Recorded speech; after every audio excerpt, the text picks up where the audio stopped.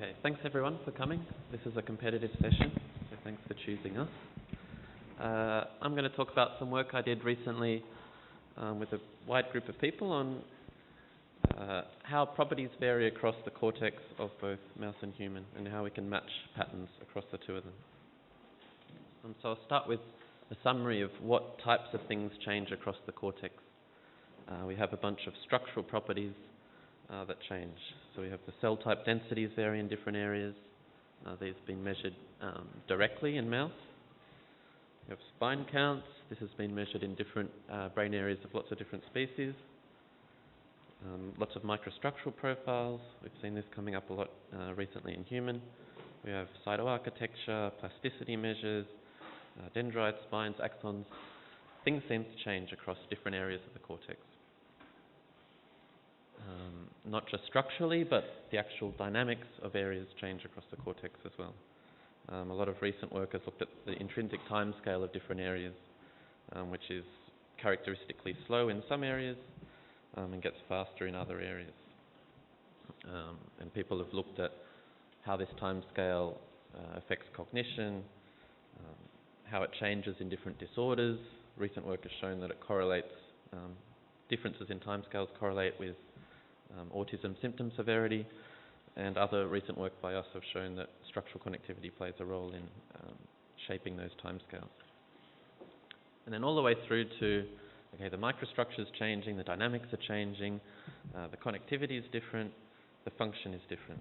And so there's this classic picture of building up more abstract representations from where information comes in from the world around us, where we have very quick processing of basic features, and through to more and more abstracted and complex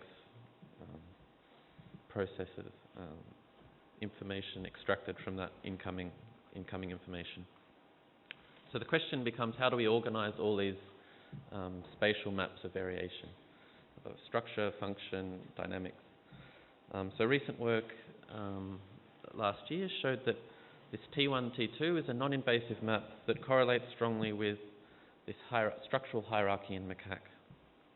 So you can see there that you have a very strong correspondence, negative 0.8 in the monkey, where we have this ground truth of a structural hierarchy. And a lot of other properties vary with this T1, T2 axis. So this gives us a first broad gradient on which this structural heterogeneity across the cortex may vary along. Okay, so this T1, T2 axis varies with cytoarchitecture. Lots of brain-relevant genes vary with the T1, T2 axis in human. RIN2B there is a strong one. And so across monkey and human, where we have the ground truth hierarchy in monkey, when we apply that T1, T2 map in human, we get strong correspondence to brain-relevant genes. Okay, so we build up this picture that looks something like this in primate. We have all these functional and dynamical properties varying from where information comes into the brain to where it's abstracted up to higher areas of the brain. And the question is, the types of structural properties that follow the same gradient become candidates for the microstructural underpinning for this hierarchical functional specialization. So perhaps these changes in cells, changes in spine counts, myelin, etc., is all underpinning this functional specialization.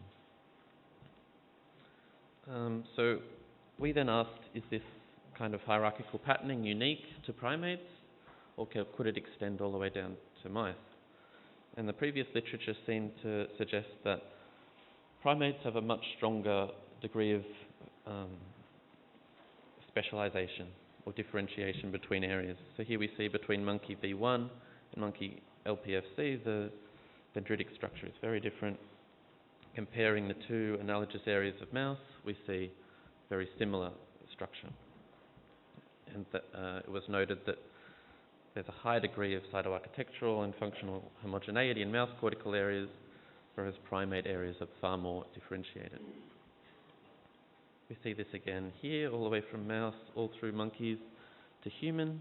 Mouse, we have a twofold difference from the primary sensory areas through to association areas, whereas in primate there's a 23-fold difference. So it looked like the picture is mouse brains are relatively homogeneous. Maybe this hierarchical specialization evolved through primates. So we asked the question whether cortical architecture varies hierarchically in mouse as it does in primate. So is the mouse a simple drummer or a jazz virtuoso?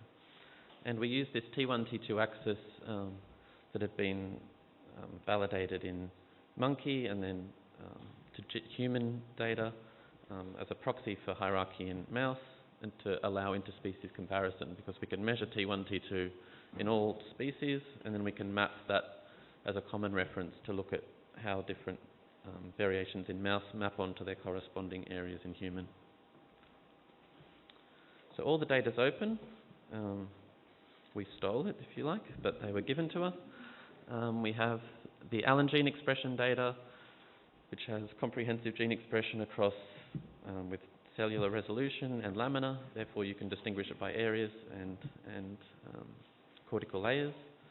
We have recent maps of cell type densities, which also have lamina resolution, so they actually slice and count cells in different areas.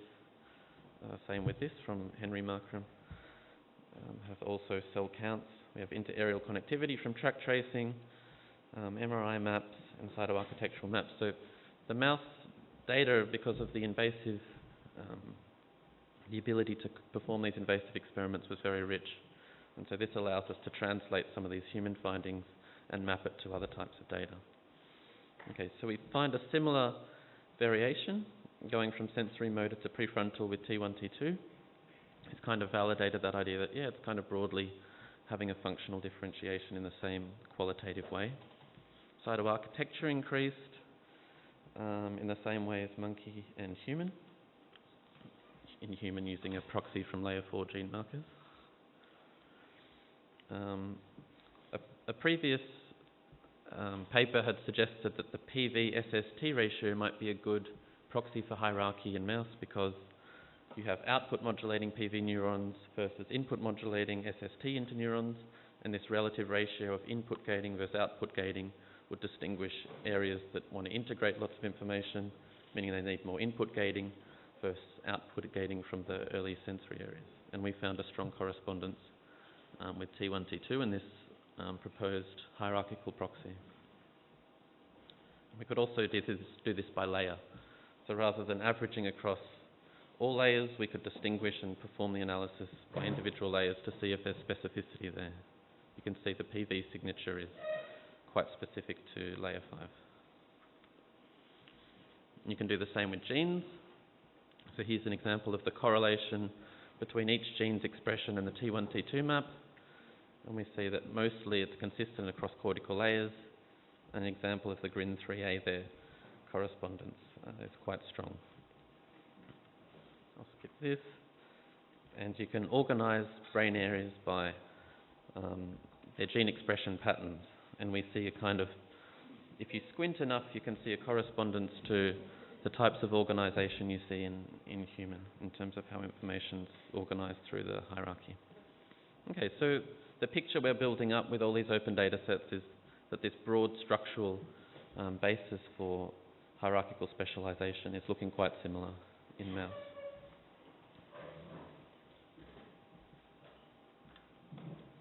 And when we actually plot the data for each of these independently measured properties together, we see a broad correspondence. So a lot of the measures are varying together broadly from lower sensory to prefrontal and association areas.